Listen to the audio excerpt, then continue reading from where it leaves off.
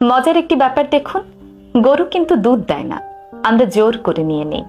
গাধাও বোঝা বহন করে না, আমরা জোর করে তার পিঠে চাপিয়ে দিই। বনের বাঘও তো দুধ দেয়, আমরা কেউই তা সংগ্রহ করতে যাই না, কিংবা সিংহের পিঠে আমাদের বোঝা উঠিয়ে দেই না।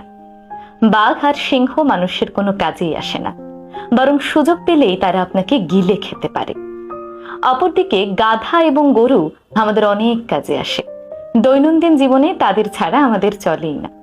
তবুও গরু এবং গাধাকে আমরা বোকা এবং অবহেলার পাত্র হিসেবে বিবেচনা করি। অপরদিকে বাঘ আর সিংহ, তারা হলো বনের রাজা। কাউকে গরু কিংবা গাধা বলা হলো এক প্রকার গালি, তাকে ছোট করা, বোকা হিসেবে দেখানো। অপরদিকে তাকে বাঘ কিংবা সিংহ বললে সে ভীষণ খুশি হয়ে যায়, সে নিজেকে অনেক বেশি শক্তিশালী মনে করে। ভাবার বিষয় কিন্তু এখানেই, যারা সব সময় প্রতিনিয়ত মানুষের উপকার করে যাচ্ছে, তারা দিন শেষে এসে অবহেলার পাত্র হচ্ছে। আর যারা কোনো উপকারই করছে না, হুঙ্কার দিয়ে যাচ্ছে, তারাই শক্তির প্রতীক হয়ে যাচ্ছে। তাই বারবার কারো উপকার করার পরেও যখন আপনি দেখবেন আপনাকে অবহেলা করা হচ্ছে, ছোট দেখানো হচ্ছে, তখন সেই জায়গা থেকে প্রস্থান করাই ভালো।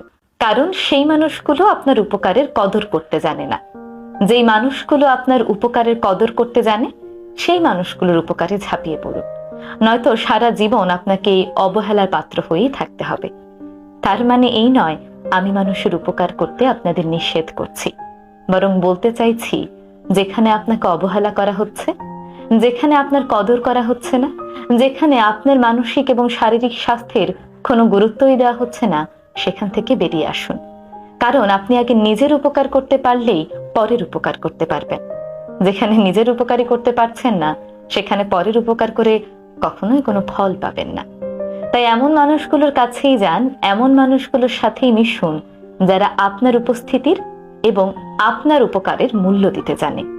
নয়তো সব সময় গরু আর গাধার মতো অবহেলার পাত্র হয়েই থাকবেন।